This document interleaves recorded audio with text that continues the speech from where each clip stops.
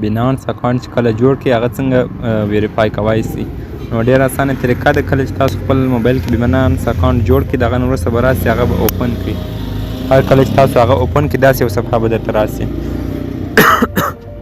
نو کله چې تاسو بینانس اکاونټ خپل موبایل کې خلاص کړئ نو دلته ویریفای ناو تاسو به اکاونټ جوړ کړی وي د هغه نه وروسته اکاونټ ویریفیکیشن یې پاتې د هغه رابسي دلته پر ویریفای ناو باندې به کلیک وکړئ.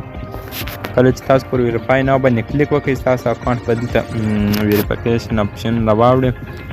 نو رابسي تاسو څخه یا هم د الکترونیکي تذکره پاسپورټ یا هم ډرایوینګ لیسنس غواړي هغه به تاسو ورته اماده کړي وي دوستانو. د هغه نه وروسته به تاسو پر کنټینیو باندې به کلیک وکړئ. نیشنالټي به اول تاسو دلته ورکړئ افغانستان. د هغه نه وروسته به لیګل نیم خپل فرست نیم ورکړئ لکه څنګه چې په پاسپورټ یا هم په الکترونیکي تذکرې یا هم په ډرایوینګ لیسنس کې رسېدلي وي همدغه رقم بیا ورکړئ. SAYEGAHMAD.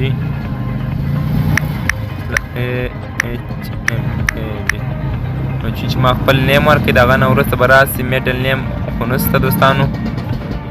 میډل نیم مه ورکوئ. د هغه نه وروسته راسي لاست نیم. لاست نیم به زه ورکړم. دلته کله لاست نیم ورکړئ دلته به د هغه نه وروسته راسي ډیټ اف برت د زیږېدو نیټه به ورکړئ. دلته به دا ډیټ اف برت په شمسي تاریخ چې کوم 2023 تاریخ دی د همدغه تاریخ په اساس به خپل د زیږېدو نیټه ورکړئ. زه به دا هم ډیټ اف برت شو دوستانو. د هغه نه وروسته به دلته راسي پر کنټینیو باندې به کلیک وکړئ. فول ادرس به دلته تاسو ورکړئ یعنې خپل کوم ځای کې تاسو اوسېږئ او د ادرس مکمله ورکړئ. د هغه نه وروسته به دلته راسي پوسټل کوډ چې دی هغه 8-0-1 دی. د هر ولایت پوسټل کوډ به تاسو په ګوګل کې سرچ کړئ. د ګوګل څخه تاسو کولی شئ په دې ولایت پوسټل کوډ 8-0-1 به زه پوسټل کوډ پیدا کړم.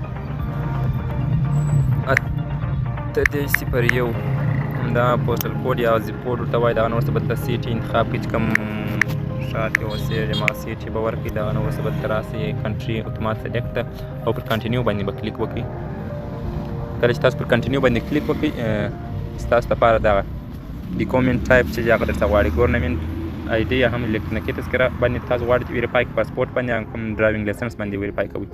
نو چې ما سره پاسپورټ فی الحال موجود دی زه غواړم چې پاسپورټ باندې ویریفای کړم. پاسپورټ به دلته سلیکټ کړم او پر کنټینیو باندې به کلیک وکړم.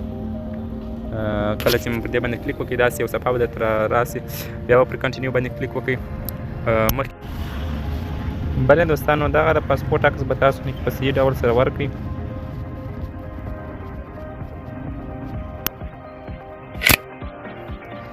کله چې دا عکس ورکړئ نو ټیک فوټ باندې به کلیک وکړئ.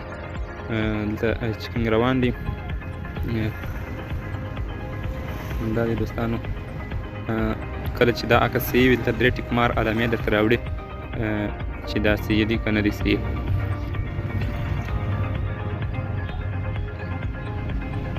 نو دلته به راسي کنټینیو باندې به کلیک وکړئ.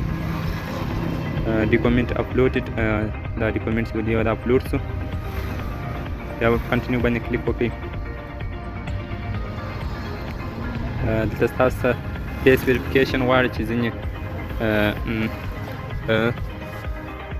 اکټونه به ستاسو څخه وغواړي چې یا ستاسو خپله خوله خلاصه کړئ یا سترګې ورپوئ یا هم عینکې و دا شیان به ایسته کوئ د دغه څخه د سره څخه. نو هغه بس همدا پر ګین ویریفیکیشن باندې به کلیک وکړم.